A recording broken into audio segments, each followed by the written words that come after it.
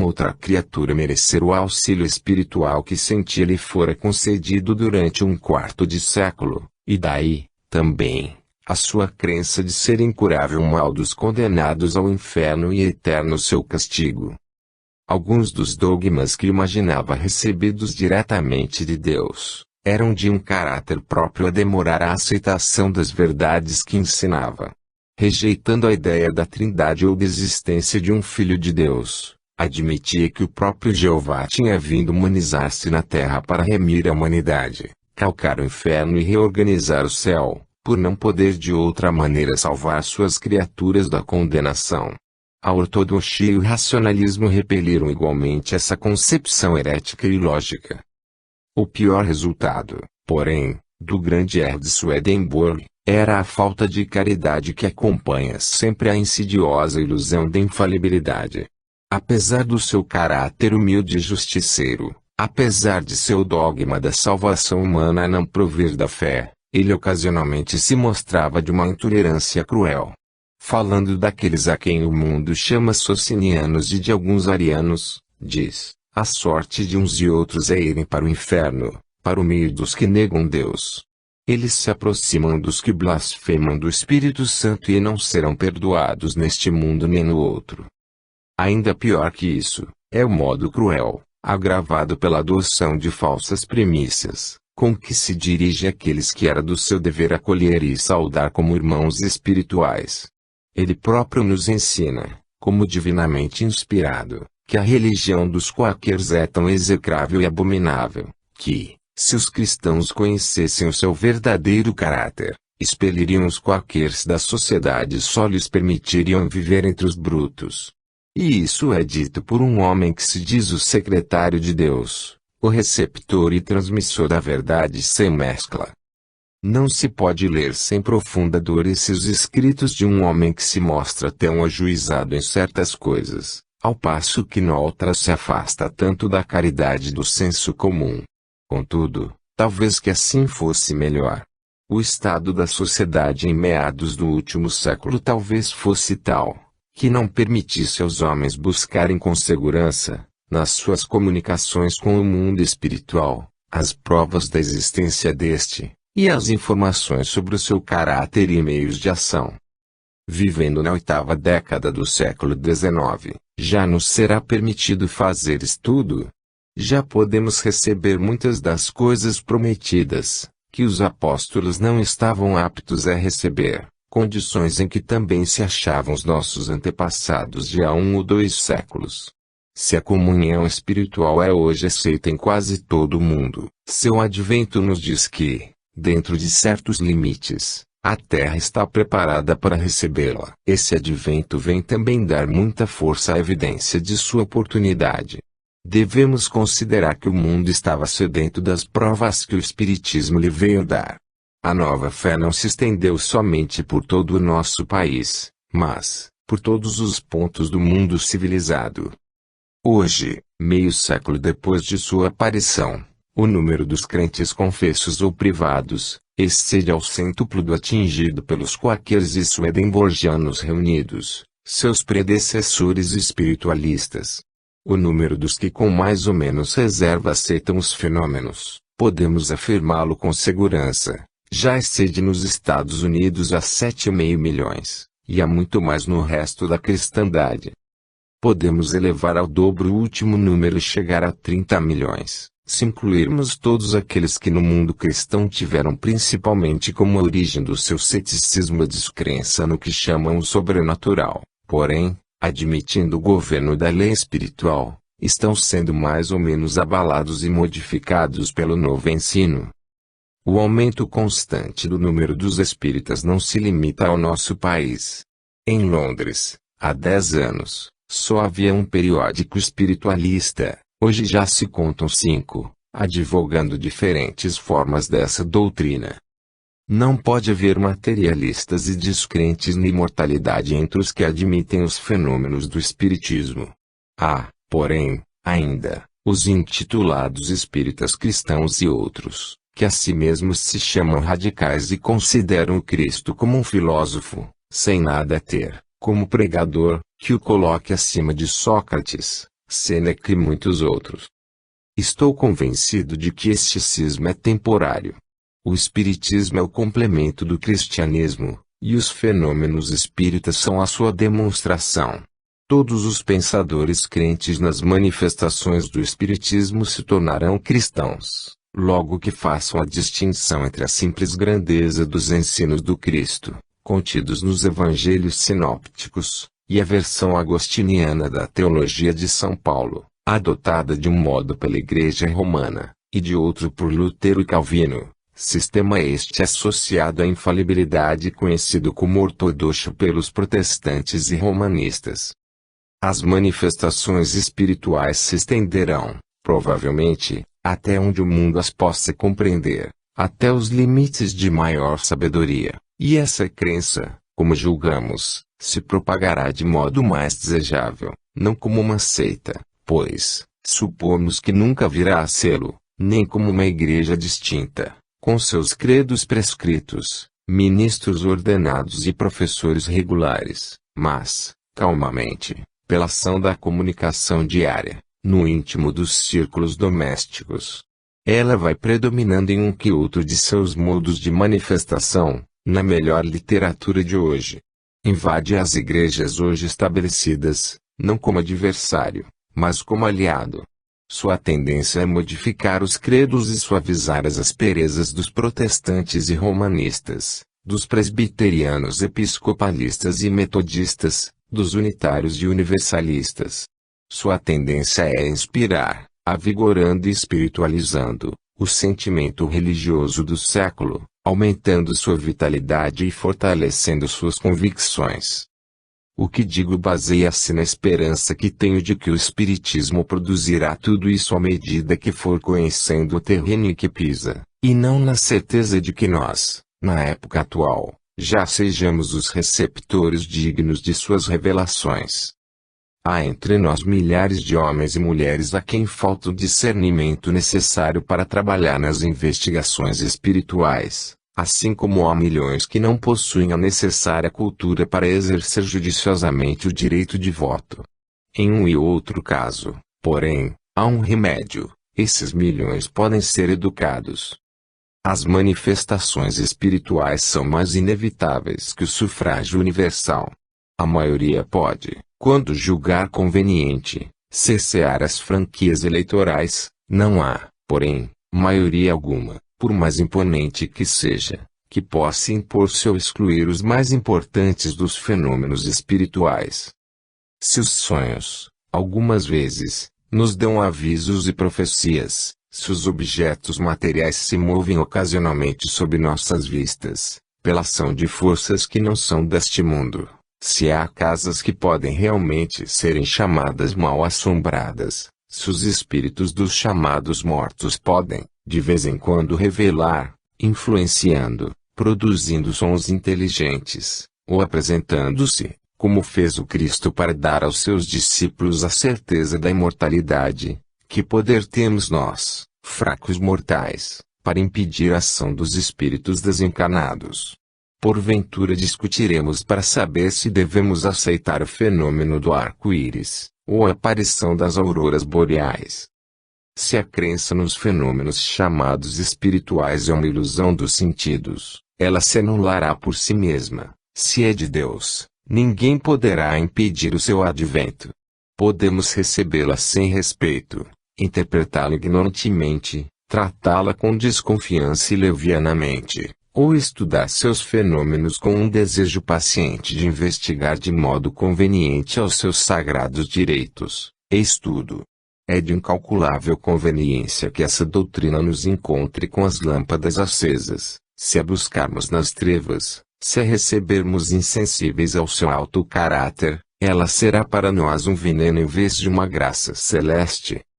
É certo que os espíritas de hoje precisam de sábios conselhos e muita prudência, pois muitos deles se desviam ou se iludem acerca do objeto de suas investigações e do modo de produzi-as. As suas fileiras têm sido invadidas por milhares de indivíduos frívolos ou dominados por opiniões falsas e fantásticas, mas, isso também se deu sempre em todas as grandes revoluções do pensamento, políticas ou religiosas, deu-se com os reformadores alemães do século XVI e com os revolucionários franceses do século XVIII. As revoltas ondas da liberdade, como alguém já o disse, atiram seu manto de espuma além dos limites naturais. Mas, o tempo é bom conselheiro. Não é razoável esperar que os melhores frutos do Espiritismo, que devem ser colhidos em sua maturidade, venham desde já nos primeiros dias de sua cultura, nem se poderá afirmar que tal suceda.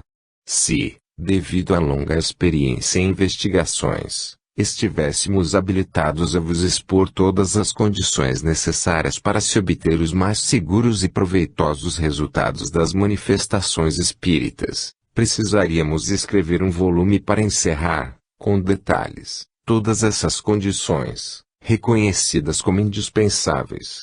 Mas, apesar de ter voltado completamente a esse estudo às horas vagas da minha vida ativa de 15 anos, longe estou de possuir essa competência, e não creio que alguém a possua na época atual.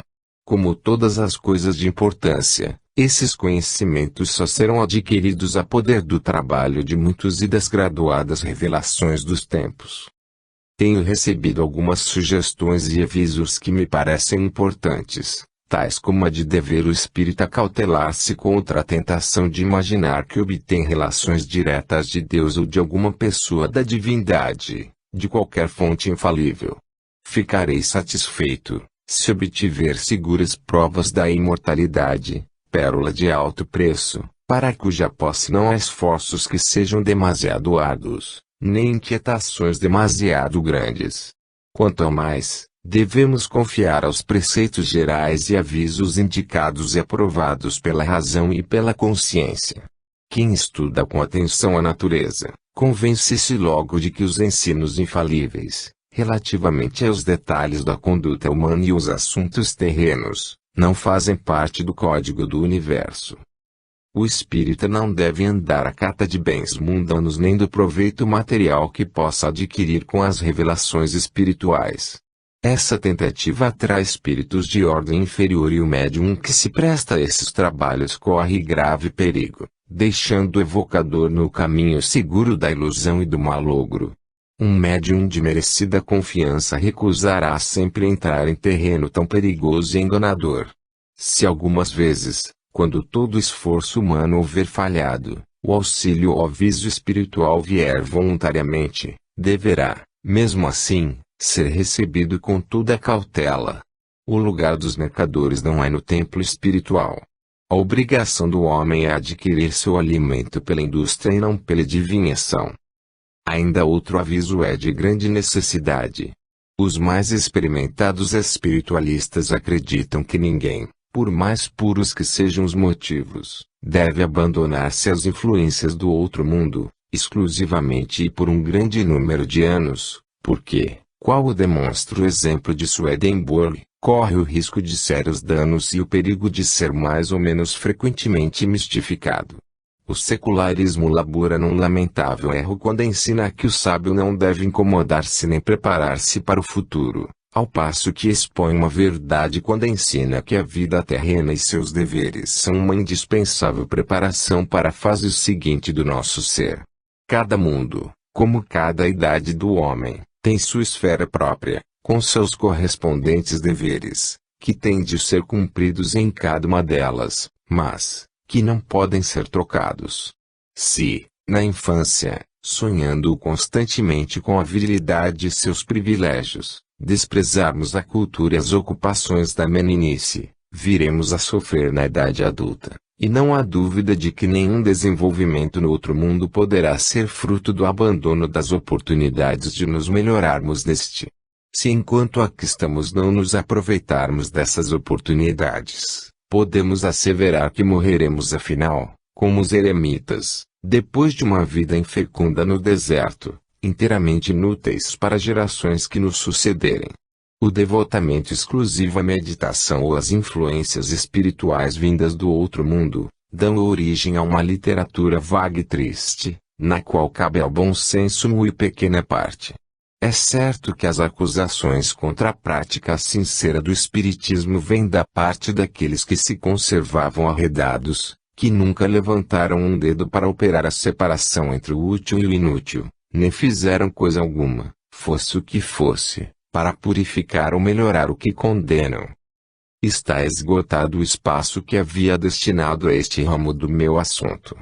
Espero ter dito bastante para demonstrar a importância desse movimento, assinalar o verdadeiro caráter do espiritismo e fixar o seu lugar entre as crenças religiosas da atualidade. Apesar de não ser ele uma seita, o certo é que nenhuma religião, somente por sua influência pacífica conseguiu, em tempo algum, propagar-se com a mesma rapidez ou tocar, em tão breve lapso da existência, os corações de uma fração tão considerável da humanidade.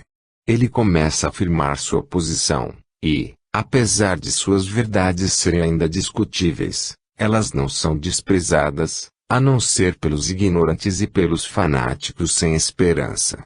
A ideia vai diariamente ganhando terreno, e os investigadores conscienciosos encontrarão boa recompensa no estudo dessas influências ocultas. O essencial é que o assunto integral seja estudado como um dos vitais elementos da esclarecida fé cristã. Capítulo 3. A inspiração. Quando a palavra, o pensamento e os sentidos não vibram em nós, seu solene momento de ouvirmos de Deus a voz. Longfellow. Nem na história, nem na tradição, se encontra a menor insinuação de que as religiões foram criadas pelo raciocínio. Ao contrário, toda a história e tradição afirmam que elas vieram ao mundo pela revelação. O estado da religião nas primitivas eras de que temos conhecimento, faz supor e insinua que foi essa sua origem no seio da humanidade. Butler. A inspiração, como os prodígios e milagres dos evangelhos e os dons espirituais exaltados por São Paulo, têm sido usualmente estudados com pouco critério. Seus apologistas lhes têm feito mais mal que os adversários. O espírito racionalista da nossa época mostra-se disposto a rejeitá-lo, apresentando como principal motivo a extravagância e o caráter exclusivo das pretensões interessadas dos teólogos a tal respeito. A ortodoxia protestante proclama que isso foi um dom excepcional e miraculoso, concedido ao homem, apenas durante o primeiro século e unicamente ao autor da religião e a mais 8, isto é, aos 4 evangelistas e a São Paulo, S. Tiago, São Pedro e S. Judas, ao passo que a ortodoxia católico-romana afirma que esse dom miraculoso de Deus tem sido concedido durante esses 18 séculos, mas, nos 17 últimos, só há uma jurisdição eclesiástica, a Santa Igreja Católica. Ambas as ortodoxias, apesar de diferirem em muitos pontos, são concordes em afirmar que a inspiração é dom direto de Deus, a fonte da pura e infalível verdade.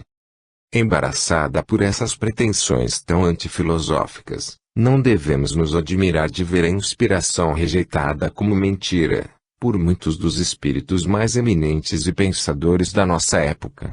Quando a ciência reconhecer plenamente a existência como plano e do plano cósmico, dos fenômenos ultramundanos, como admite a dos mundanos, o crescente ceticismo se dissipará.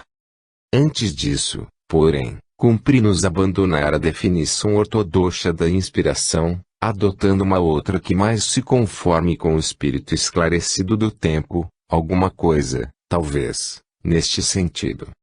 Ela é um fenômeno mental ou psíquico, restritamente obedecendo à lei, ocasional, mas não excepcional ou exclusiva, apresentando, às vezes, um caráter espiritual e ultramundano, é certo, mas nunca miraculoso, fornecendo frequentemente ao homem valiosos conhecimentos, mas nunca ensinos infalíveis, sendo um dos dons mais preciosos por Deus concedido às suas criaturas, mas, em caso algum, podendo ser considerado como mensagem direta de Deus, mensagem que deva ser aceita sem discussão, pela razão e pela consciência, como a verdade divina expurgada dos erros humanos.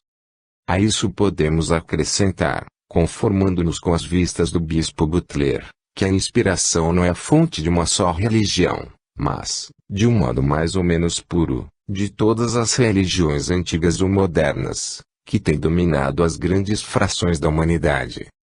A proporção do bem e da verdade que se nota em cada sistema de fé religiosa é relativa ao grau de pureza da fonte donde cada uma emanou e, mesmo, aparece, em certos limites, como a ciência moderna reconhece nos credos mais toscos. Por isso diz Lowell: das crenças todas nas leis que hão regido a humanidade, sempre germes achareis de justiça e de bondade.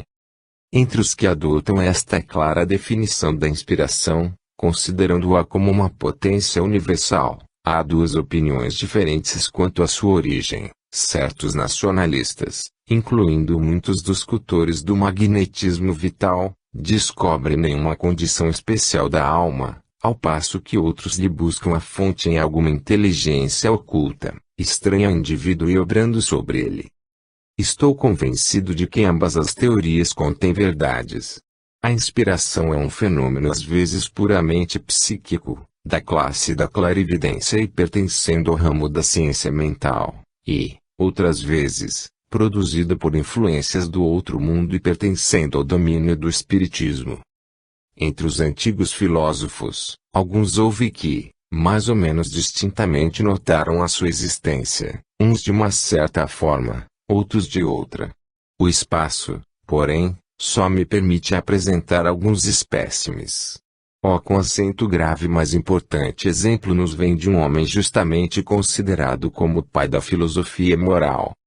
Relativamente à inspiração, Sócrates, não menos que Platão, adotava a teoria espírita. Entre os célebres diálogos de Platão, há um em que os interlocutores são Sócrates de Ion, declamador e poeta ateniense, que tinha por hábito introduzir em seus discursos belas e abundantes citações de Homero. Aludindo ao grande sucesso que tais citações tinham obtido, e dado o fato de ter ele baqueado em seus esforços quando fazia citações de outros poetas, Ion pediu a Sócrates uma explicação. E Sócrates lhe respondeu: digo-vos, ó Ion, qual me parece ser a causa dessa desigualdade de poderes. É que vós não empregais artifício algum para fazer tais citações, mas o efeito obtido provém de uma influência divina que vos move, semelhante àquela que reside na pedra que Eurípides chama magnética. Depois, para mais esclarecer, acrescenta: os autores desses grandes poemas que admiramos, não alcançaram a preeminência pela arte com que eram arranjadas as belas melodias dos seus versos, mas porque os recitavam num estado de inspiração, sob o domínio de um espírito que não era o deles. Dizei-me, pergunta Ion, sem dissimulação, quando declamais bem e arrebatais o vosso auditório admirado, celebrando a volta de Ulisses ao seu palácio, fazendo conhecer aos pretendentes a mão de sua mulher e lançando flechas a seus pés, ou explicando o ataque de Aquiles contra Heitor, expondo as passagens relativas a Andrômaca, a Écuba e a Príamo, vos sentis na posse de vós mesmo. Não pareceis estar arrebatado e cheio de entusiasmo pela lembrança que esses fatos despertam, fazendo-vos imaginar que estáis em Ítaca, em Troia, ou onde quer que vos leve o poema que recitais. Ion lhe respondeu: falaste sabiamente, Sócrates. Então o sábio lhe dá a seguinte explicação: vós, ó Ion, sois influenciado pelo espírito de Homero. Se recitais as obras de algum outro poeta, o fareis sem fogo e vossas palavras se perdem, mas, quando ouvis alguma das composições daquele, vossos pensamentos são excitados e vos tornais eloquente. Isso explica a vossa pergunta sobre o fato de Homero e nenhum outro poeta vos inspirar com eloquência, e quer dizer que se não tendes primazia pela ciência atendia pela divina inspiração. A expressão atribuída a Sócrates por Platão, sois influenciado por Homero, é muito notável e implica a doutrina cardeal do espiritismo. Para adotar essa explicação, o filósofo tem a melhor de todas as razões, a sua própria experiência. Falemos do gênio ou demônio de Sócrates. sobre as particularidades relativas ao conhecido espírito protetor ou demônio, de Amonion, de Sócrates, recorremos à mesma eminente autoridade, por cujo intermédio a maioria das opiniões emitidas verbalmente e não por escrito, do filósofo mártir, vieram ter a nós. Apesar de se encontrar alusão em outros pontos dos escritos de Platão, a notícia mais direta e segura dessa voz espiritual e de seus conselhos se encontra na Apologia escrita logo após a morte de Sócrates. Nessa obra, a única recordação rigorosamente autêntica que possuímos da defesa daquele filósofo diante de seus juízes, Platão, que se achava presente essa prova, deve merecer toda a confiança quando reproduz fielmente as palavras e argumentos do seu amado mestre naquela memorável ocasião. Entre as acusações feitas a Sócrates, achava-se compreendida sua pretensão de comunicar com um espírito familiar. Referindo-se a isso e aludindo ao fato de haver ele ensinado que as orações deviam ser feitas no íntimo e não nas assembleias populares, Sócrates diz aos seus juízes: frequentemente, e em muitos lugares, tendes ouvido dizer que sou guiado por uma certa influência divina e espiritual, e é a isso que Mélitus, por zombaria, se refere em sua denúncia. Essa influência começou na minha infância, qual espécie de voz que, quando a ouço, me distrai do que estou fazendo, mas nunca me irrita. Foi ela que se opôs a que me envolvesse na política. Outra alusão ao mesmo objeto, ainda mais solene, feita na imediata previsão de morrer, visto que a maioria dos juízes já o tinham condenado, é a seguinte: comigo, ó juízes, dá-se uma coisa estranha. A voz profética do meu divino protetor costuma, em todas as ocasiões, mesmo tratando-se de coisas banais, opor-se a que eu cometa uma injustiça. Agora, porém, que me sucedeu o que estáis vendo, uma coisa que vós supondes o maior dos males, nada me avisou de que Deus se opunha ao que eu saísse de casa esta manhã, nem que me dirigisse a vós. Contudo, fui frequentemente refreado no meio do meu discurso. Qual supondes ser a causa disso? O que me sucedeu não é efeito do acaso e é claro que, morrer agora e ficar livre de meus cuidados, é para mim muito melhor. Neste caso, o aviso de modo algum podia desviar-me do meu fim. A sinceridade do filósofo quando tal disse, não pode racionalmente ser posta em dúvida. É preciso ser um cético teimoso e insensato para acreditar que um homem como Sócrates, já prestes a morrer por não querer resgatar a vida pela desistência de um ensino que sentia bom e justo, se afastasse nesse momento da rigorosa verdade. Poderemos rejeitar esse testemunho. O mais sincero dos modernos historiadores da filosofia admite o que disse Sócrates como prova concludente. Lewis, que ninguém por certo acusará de superstição ou credulidade, em sua História da Filosofia aludindo à crença de Sócrates em ser, de tempos a tempos aconselhado por uma voz divina, diz, isto é uma explícita afirmação e, com certeza, num país cristão onde abundam exemplos de pessoas que acreditam nas sugestões espirituais, não haverá dificuldade de crer em tal afirmação. Não podemos saber até que ponto Sócrates devia ao seu espírito protetor as ideias que sobre a imortalidade e a vida futura, nem mesmo é provável que ele pudesse determinar. Sócrates parece ter considerado essa influência antes como conselheira que mentora. Contudo, parece-nos estranho que, há 23 séculos, ele tivesse, sem auxílio, chegado ao conhecimento de verdades que com toda a dificuldade hoje vamos reconhecendo. Adicionemos o seguinte exemplo. Quando é que a alma chega a obter a verdade? Quando busca investigar alguma coisa longe, estando presa ao corpo, é claro que este a desencaminha. A alma raciocina com mais eficácia sem o embaraço dos sentidos corporais, quando não ouve, não vê nem sente qualquer dor ou prazer. Sem esse embaraço, ela concentra-se o mais possível e aspira o conhecimento, do real, buscando separar-se do corpo e abstendo-se, tanto quanto possível, de toda a união e participação com ele. Aí vemos o germe da ideia da inspiração. Cícero, mais tarde, estendeu-se no assunto. A seguinte notável passagem, literalmente traduzida, é das suas questões tusculanas. Que fazemos nós quando subtraímos nossa alma à ação dos gozos corporais, das relações comuns que os produzem, dos deveres públicos ou de qualquer outra preocupação? Que mais fazemos, digo eu, se não concentrar nossa alma em si mesma e afastá-lo o mais possível da ação do corpo? Mas, separar a alma do corpo será coisa diversa da morte. Por isso, acreditai-me, quando tomamos a peito subtrair-nos à ação de nosso corpo, vamos nos acostumando a morrer. Enquanto estamos na terra, nada mais fazemos que nos preparar para a vida celestial, e quando, afinal, nos desprendermos dos laços terrenos, o libertamento da alma será mais fácil. Esse acostumar-se a morrer tem alguma coisa de fantástico, mas essa expressão é, de algum modo, justificada pelos fenômenos do magnetismo animal.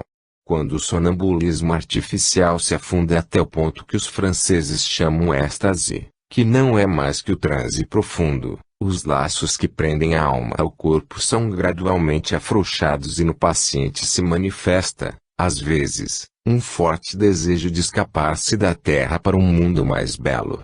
Se, pela inexperiência ou descuido do operador, o sono sonambúlico prolongar-se muito, a morte provavelmente virá. Eu soube, em Paris, que muitos casos destes se têm dado, mas os nomes dos agentes e percipientes, como é natural, são conservados em segredo. O exemplo de um sonâmbulo que esteve prestes a escapar-se, foi relatado por um magnetizador francês, autor de uma obra curiosa sobre os segredos da vida futura. Tinha ele à sua disposição 2 sonâmbulos lúcidos, um jovem chamado Bruno, e uma mulher, Adélia, de humilde condição, mas não médium de profissão. Não recebia paga pelo exercício da faculdade que manifestara desde a infância. Uma vez, ele magnetizou simultaneamente os dois, desejando comparar impressões e satisfazer dúvidas acerca do perigo inerente ao estado do êxtase prolongado. Colocou Bruno em relação magnética com Adélia, ordenando-lhe que observasse o que era feito dela. Entregue a esse trabalho por algum tempo, Bruno de repente exclamou: perdi de vista, despertai-a, é tempo. Assustado, o magnetizador fixou a atenção sobre Adélia, a quem tinha abandonado a si mesmo por espaço de um quarto de hora. Eis o que ele próprio diz: neste pequeno lapso de tempo, seu corpo tinha adquirido quase a frieza do gelo, a pulsação e a respiração eram insensíveis, a face ficou lívida, os lábios azulados, o coração não dava sinal de vida. Um espelho que aproximei de seus lábios conservou-se limpo. Magnetizei-a com maior força, esperando reanimá-la, mas nada consegui durante 5 minutos. Bruno e várias pessoas que assistiam à sessão, concorriam, pelo terror que os dominava, para o meu desnorteamento.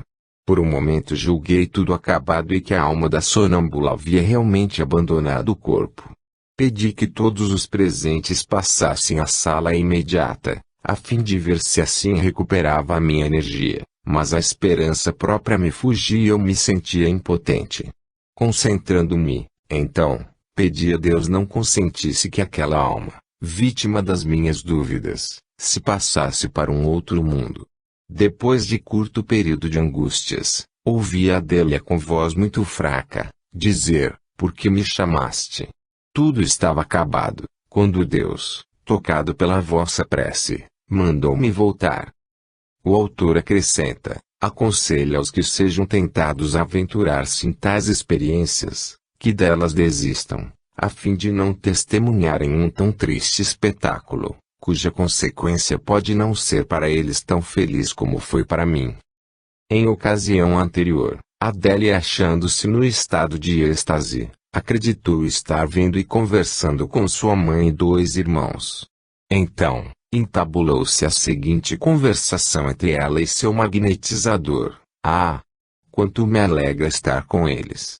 Deixai-me ir, depressa estarei no céu. Sois corajosa. Que faremos do vosso corpo? Queimai-o ou fazei dele o que quiserdes. E que diremos aos oficiais de justiça? Dizei-lhes que me fui embora. Que durante o sono magnético se produza uma modificação das relações normais existentes entre as alma e corpo, é um fato atestado pela insensibilidade do percipiente aos sons exteriores e às dores, mesmo as mais agudas, que sobrevenham. Não se pode ler uma boa obra sobre magnetismo sem se adquirir fortes razões para crer que no transe magnético profundo há um certo afastamento da alma das suas relações terrenas, aproximando-se do estado existencial a que ela chegará quando aquilo a que São Paulo chama corpo espiritual estiver totalmente desligado do terrenal. Outro fenômeno também está agora provado, e é que durante esse afastamento parcial da alma, as suas faculdades naturais menos embaraçadas pelos laços terrestres, mostram-se com percepções mais claras e conhecimentos mais desenvolvidos.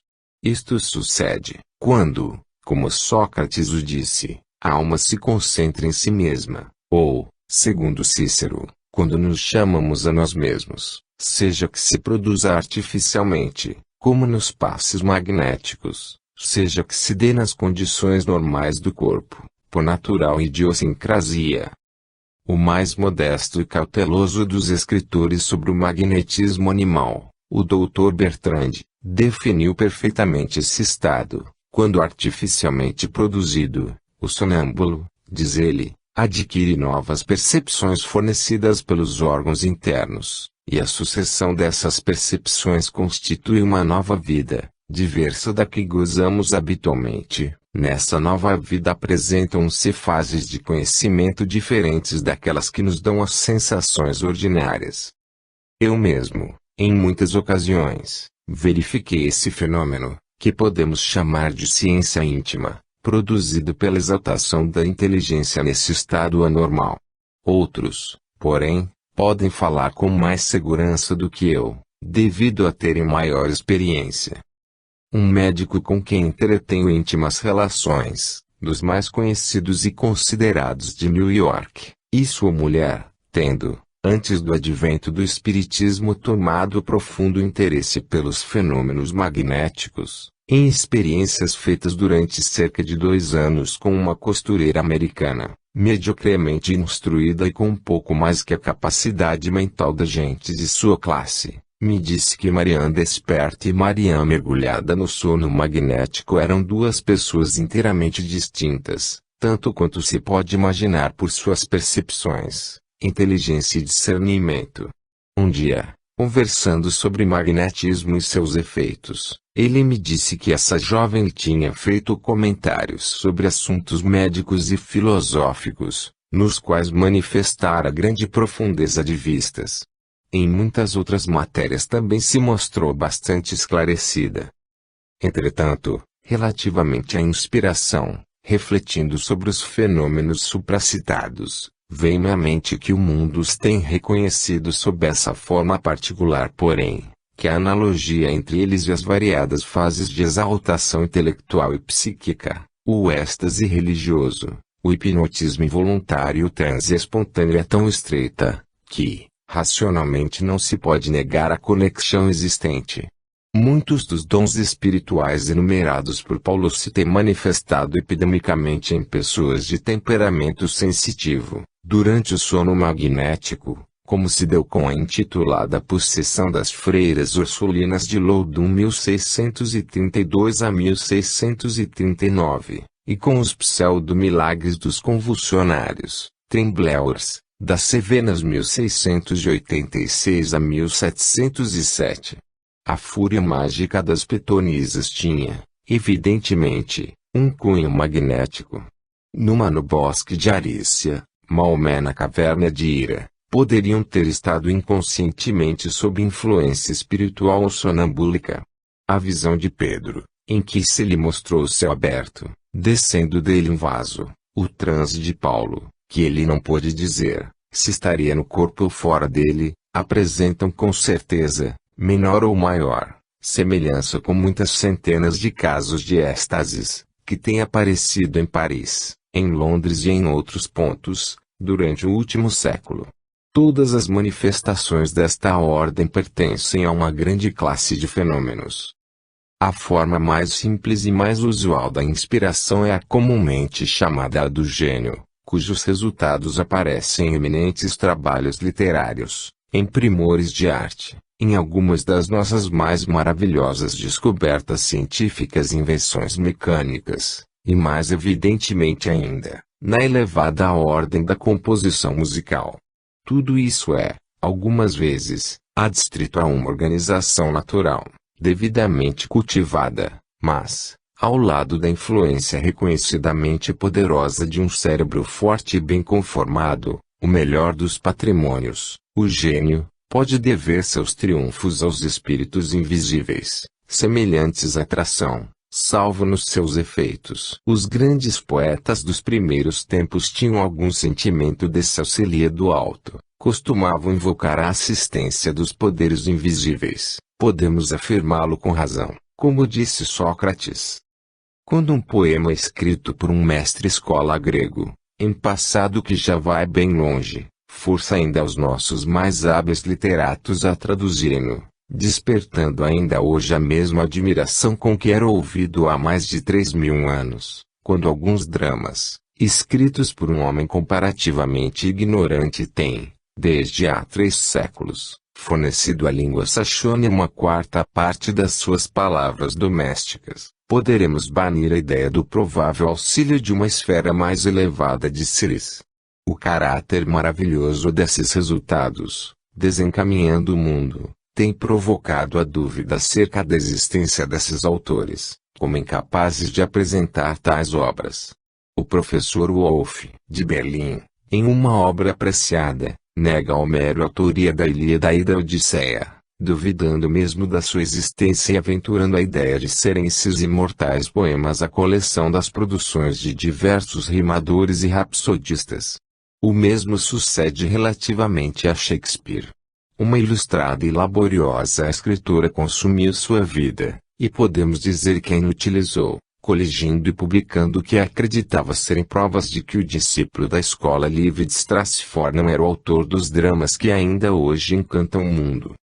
O mesmo ainda se nota a respeito de um dos mais célebres pintores. Seus contemporâneos olhavam-no e seus biógrafos falavam dele, apesar de ter morrido apenas com 37 anos de idade, com uma espécie de reverência, como de uma pessoa divinamente inspirada.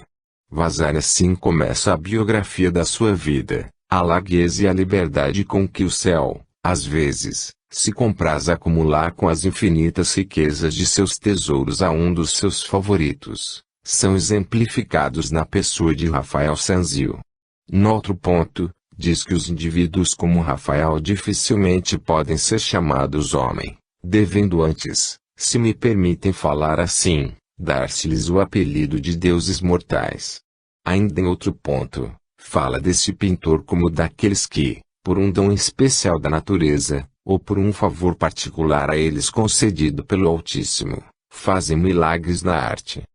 Nenhuma memória, que eu saiba, se possui da vida doméstica de Rafael, nenhuma coleção há de cartas suas. Isso nos pode revelar a sua própria consciência da inspiração que lhe assinala o temperamento artístico. Temos uma evidência direta dessa espécie, em 2 dos mais notáveis músicos do mundo. Beethoven, falando da fonte de onde lhe vinha o espírito de suas maravilhosas obras-primas, diz a Bettina: sinto que a corrente da melodia saindo do foco da inspiração, se derrama por todos os lados. Sigo-a, alcanço-a apaixonadamente, vejo-a escapar-se, esvair-se no meio da confusão de excitamentos variados, apanho-a de novo com renovada paixão, não posso separar-me dela. Depois, com um vivo arrebatamento, multiplico em todas as formas de modulações, e, no último momento, seguro seu pensamento capital, a fim de compor uma sinfonia. Mais frisante é o seguinte trecho de uma carta de Mozart a um seu amigo: dizeis que desejarias conhecer o meu modo de compor e o método que sigo escrevendo obras de alguma extensão.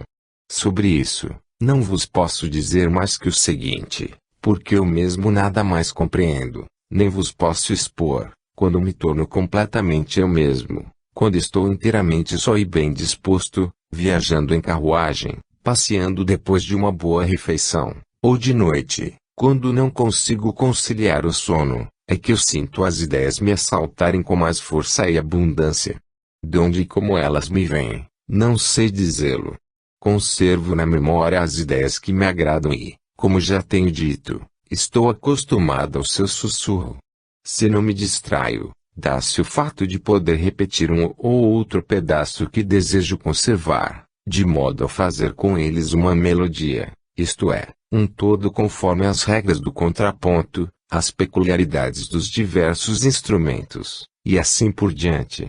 Tudo isso me cita a alma e se não me distrair, meu tema se alarga e vai metodizando-se, definindo-se e o todo, por mais vasto que eu seja, fica quase completo e acabado em minha alma, de modo a poder observá-lo, como se faz de relance com uma fina pintura ou uma bela estátua. Na minha imaginação não ouço as partes sucessivamente, porém, todas formam um conjunto. Não posso exprimir o deleite que isso me causa. Todas essas invenções e produções representam para mim o efeito de um sonho grato e animado. Mas o melhor é depois, a audição do todo completo. Não posso esquecer facilmente que assim se produziu. Este é, talvez, o melhor dom que me concedeu o Divino Criador. Essas ideias e sugestões vêm quase sempre descarnadas e imperfeitas, necessariamente, porque o mundo civilizado recentemente começou a estudar a inspiração como uma potência universal, em sua conexão com a faculdade do transe ou com a hipótese espiritualista, e, porque, neste sentido, as experiências desse ramo de investigações apenas começam a acumular-se. Ainda não é comum a crença de que paira na esfera ultramundana um dos focos das mais subidas obras humanas, literárias, artísticas ou espirituais. Ficamos sempre confusos com as analogias do caráter humano, com os seus extremos de bondade e maldade, e podemos dizer: pobre ou rico, vassalo ou soberano, sempre escuso e estupendo ser humano. Nós, porém, ainda não temos firmado uma explicação. Ainda não conhecemos praticamente como a escravidão da alma ao corpo tende a entorpecer suas percepções e a sufocar suas melhores aspirações. Nem sabemos por que aquela aspira mais livremente discernir com maior clareza, quando o rigor dessa servidão diminui. Praticamente, não podemos ainda dizer como pode o homem aprender a crescer em sabedoria e bondade por sua comunicação ocasional com um estado mais elevado do ser, nem quão grande é o prejuízo dos que fogem dessa comunhão. Praticamente, não cremos que o Cristo nos tivesse falado de um Espírito de verdade que viria, depois dele, ensinar-nos toda a verdade. Nossas investigações nessa matéria têm sido feitas de longe, entre névoas cerradas e não em terreno favorável, esclarecido pela luz do alto. Julgo que a razão disso é que a luz maravilhosa que há 18 séculos despontou para o mundo, ofuscou e cegou a humanidade, mesmo quando ela se acha mais inteligente e aperfeiçoada. Era um fenômeno espiritual, sem igual em toda a história e, para os nossos antepassados, sem solução aparente fora do miraculoso, sem exemplo e, talvez, sem relação com as obras maravilhosas praticadas pelo Cristo, visto que os judeus em sua história e, mesmo os gregos e os romanos em sua mitologia, encontravam precedentes a muitas delas, mas em relação à luz do cristianismo que, no seu aspecto moral e espiritual e em seus efeitos, é sem igual na velha experiência do homem. Não aparecendo assim, no começo, a não ser para um pequeno número de adeptos, mas indo gradualmente se apossando da mente e da alma do mundo, essa luz brilhou como um sol surgindo pela primeira vez para a Terra, cujos habitantes, até então, tinham vivido e trabalhado à luz de um astro. Deverá esse símile ser rejeitado por parecer divergir de tudo o que observamos na marcha da natureza?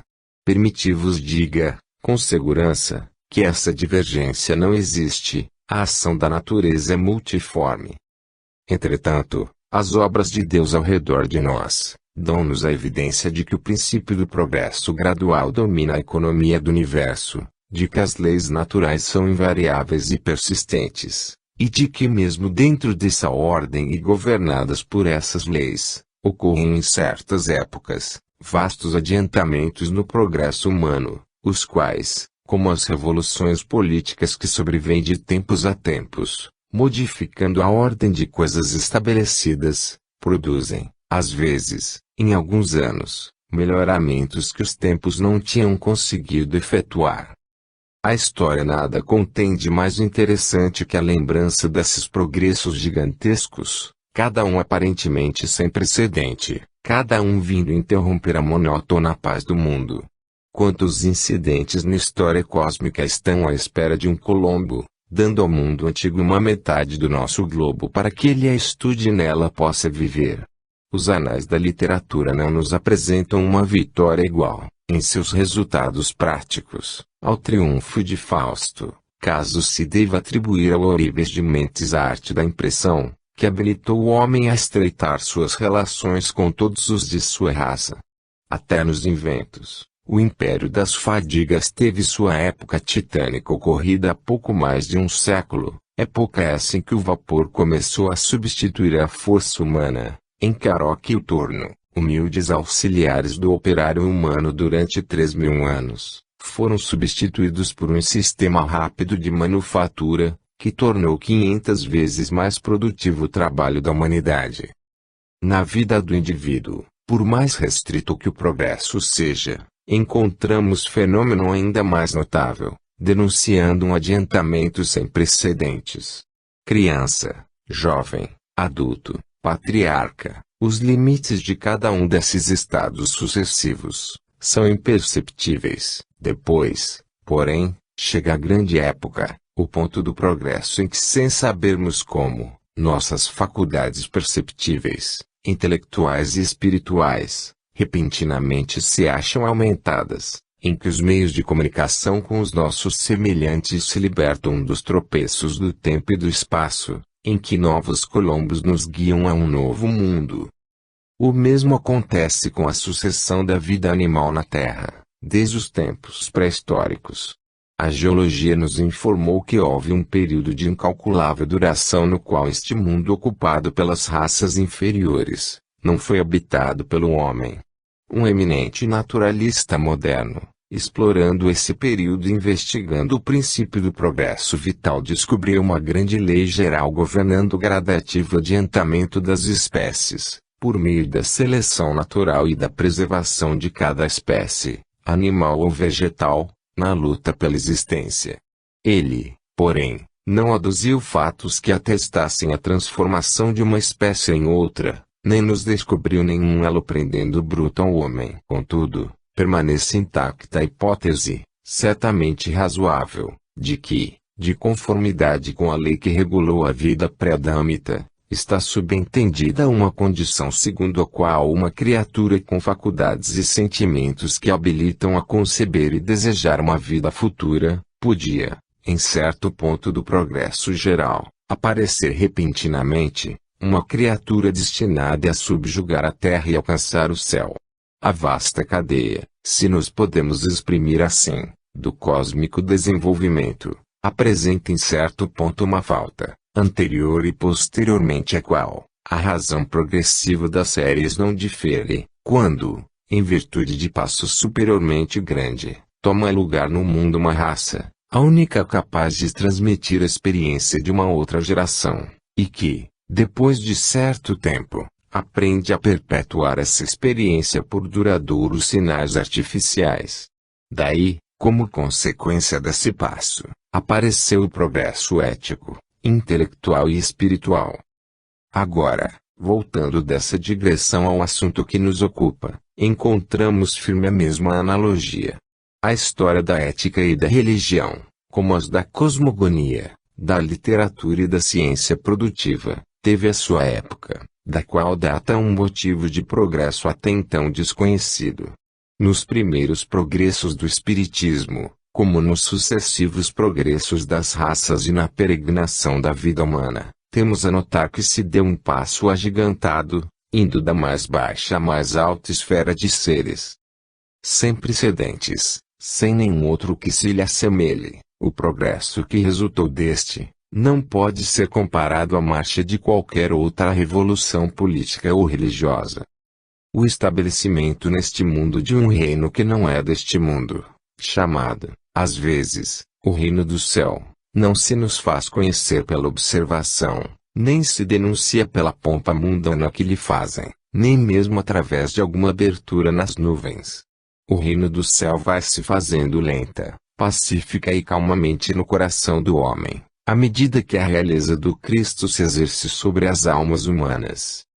Cumpre-nos estudar essas pretensões que aos céticos parecem exageradas, não segundo as asserções dos teólogos, nem com as incertezas e obscuridades da história remota, mas em fatos conhecidos, bem delineados, familiares a todo homem instruído.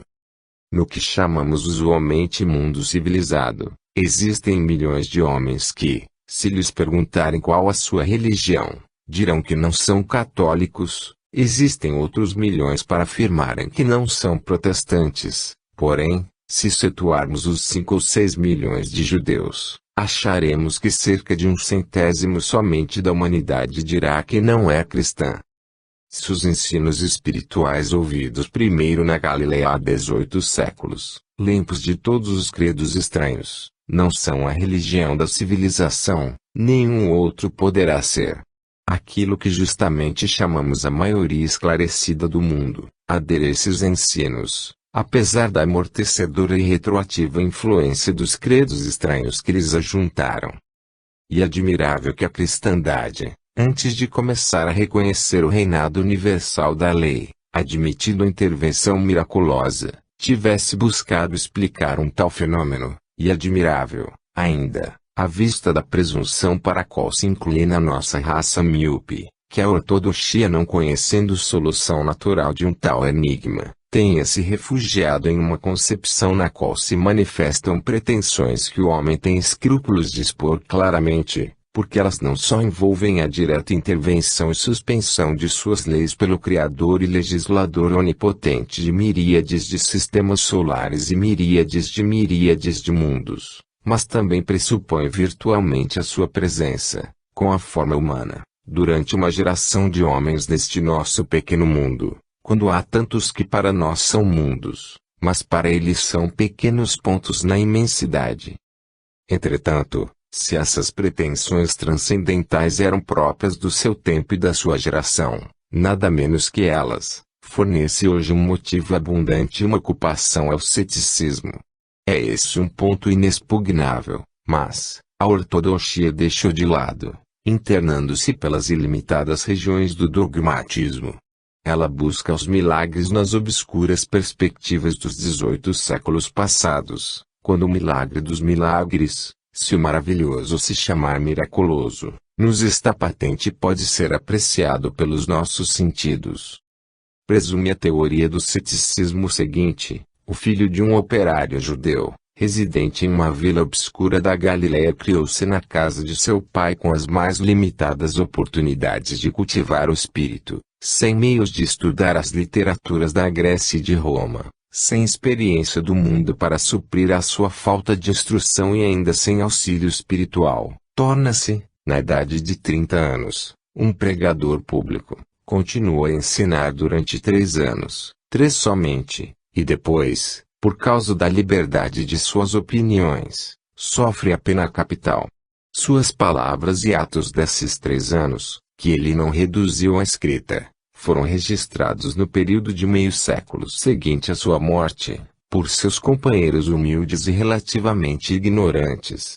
Apesar disso, mais de 50 gerações de homens encontraram nesses registros, somente neles, uma religião que os homens cultos podem abraçar e as nações civilizadas venerar. Certamente, não é assim como os céticos admitem, pois seria isso um milagre de todos os milagres, uma impossibilidade moral e intelectual. A impossibilidade é inerente ao postulado do ceticismo, sem auxílio espiritual.